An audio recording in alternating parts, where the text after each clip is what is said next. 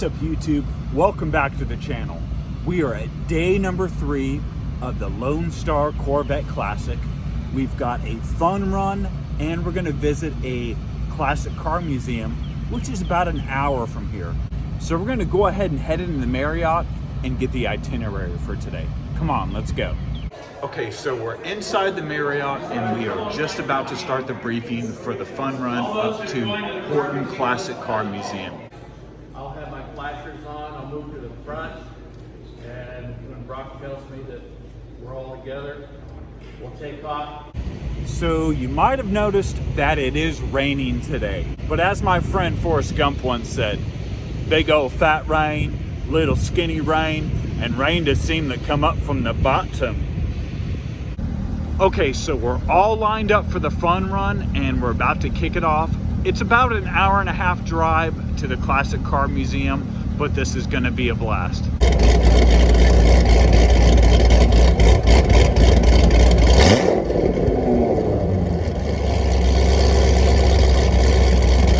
So I'm here with Mike Kruger. He is heading up the fun run event, and let me tell you, he is one heck of a drill sergeant. We were supposed to be all ready to go at 9:15, and it is almost 9:19 right now. His blood is boiling. Just look at him. Look at him. Do you see the anger? We left the lobby right on 9:15. So. Oh, okay. I won't report this to your superiors.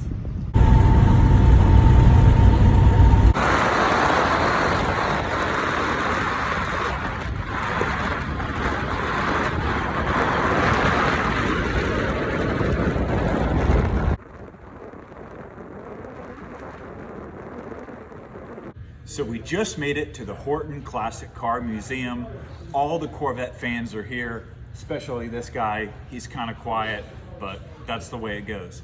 Let's check out this museum and see what's going on.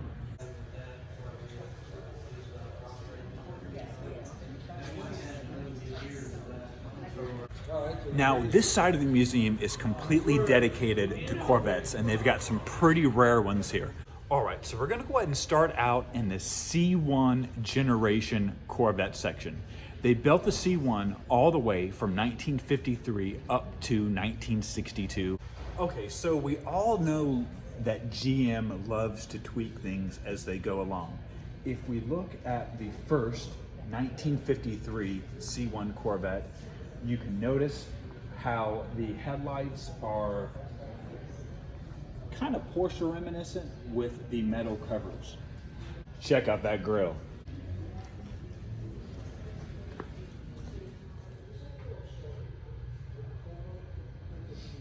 All right, so what you're gonna notice in 58, the C1s went to the quad headlights. A big departure from the C1 look.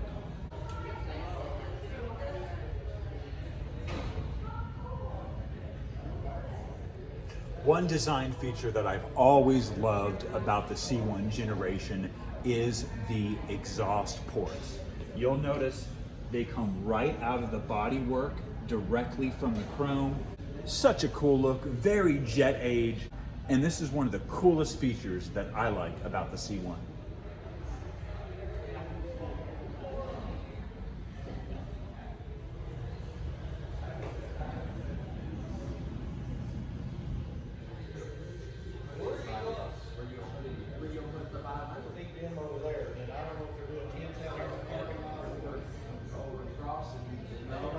Okay, so check out their awesome section of C2 Corvettes.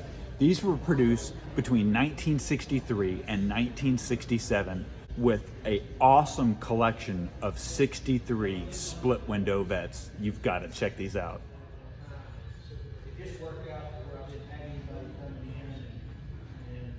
Okay, so you're asking yourself, what makes a 63 C2 Corvette such a big deal? Well, it was the split window, and it caused a ton of controversy because the driver could not see when backing up. So 63 was actually the only year for the split window vet.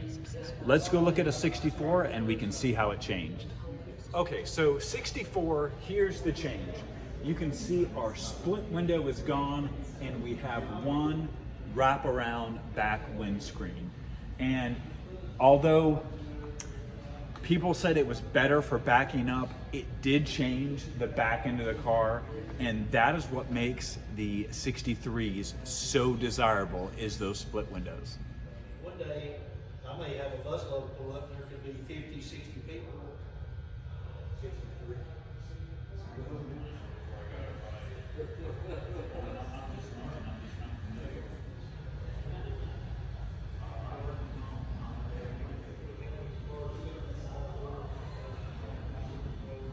So up next, the C3. The C3 was produced from 1968 to 1982. And for all of you Corvette buffs, you know there was no 1983 Corvette. By the latter generation of the C3, they had really gotten it right. Although I do have to tell you, the C3 and the C2 share the same initial platform.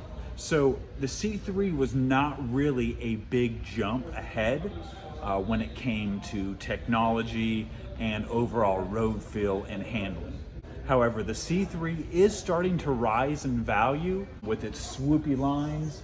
They've got a beautiful blue and awesome yellow Corvette, but you could still say the C3 is slightly underappreciated. Oh, you're still here. Well, if you're still watching, go ahead and hit that sub button. It doesn't cost anything. And click that bell up to the top so you can be notified of the newest uploads to the channel. And let me get back to my checkers game. I mean, I'm serious.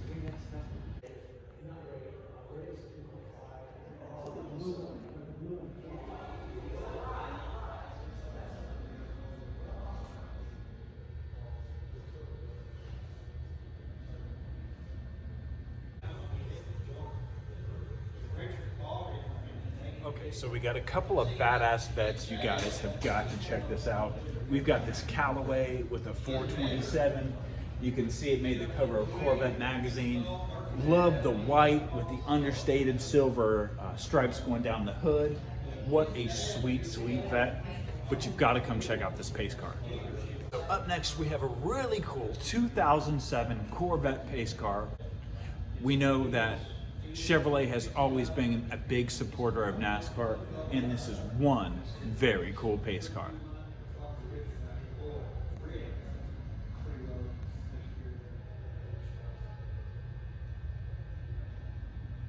You know, this might be the only Corvette concept I have ever seen. So what they did is they took a 53 Corvette, of course, which was the first year for the C1, and in 54, they turned it into a station wagon. So I'm getting a little bit of a nomad feel, but check this baby out.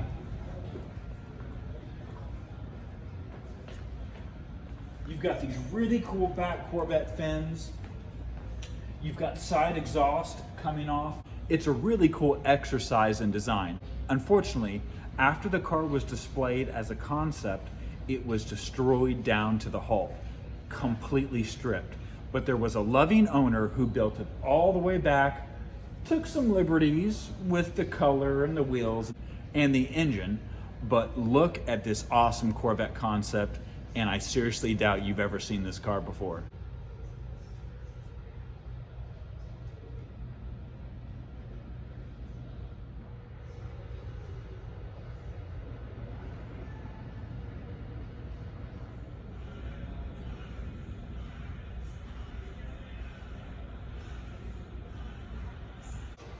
But wait, there's more.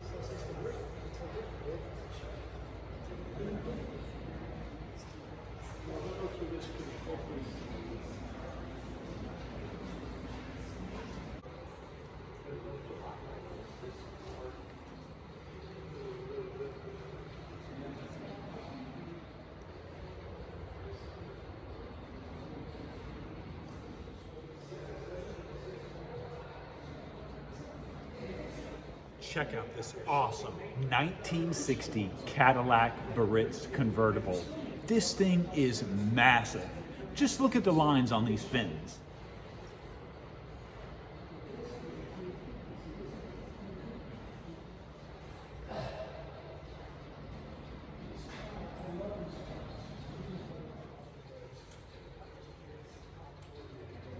Okay, so they always say don't meet your heroes because you're gonna get let down. But check out this Mach 5. Growing up, I thought this is one of the coolest cartoons on TV. Turns out this particular one is built on a 1993 highly modified Corvette chassis and drivetrain, and it is really, really cool.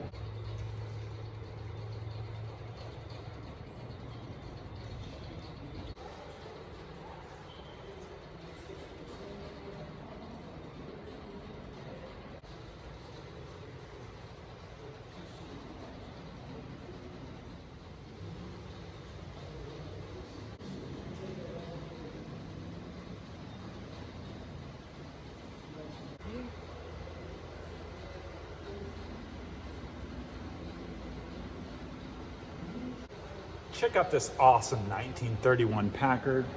Gorgeous red on silver. This is one sweet convertible.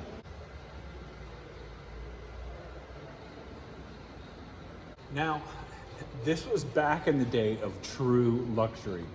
Your driver rode up front, operated the car, but you got to ride in the back, and actually, you get your own windscreen, plenty of footroom, and you get a canopy top that you can pull up whenever you want.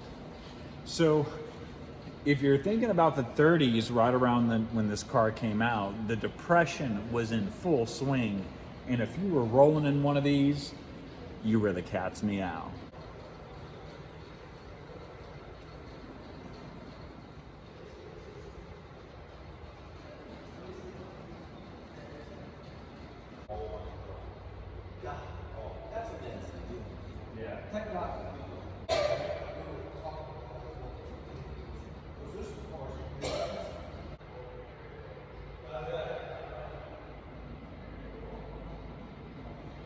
If you love the Texas bucket list just as much as I do, go ahead and stop by Horton's Classic Car Museum in beautiful Nacona, Texas.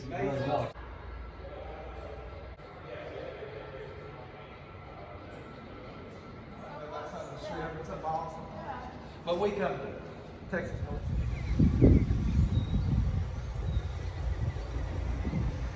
We had an awesome day at the Horton Car Museum. There are way too many cars to fit into one video.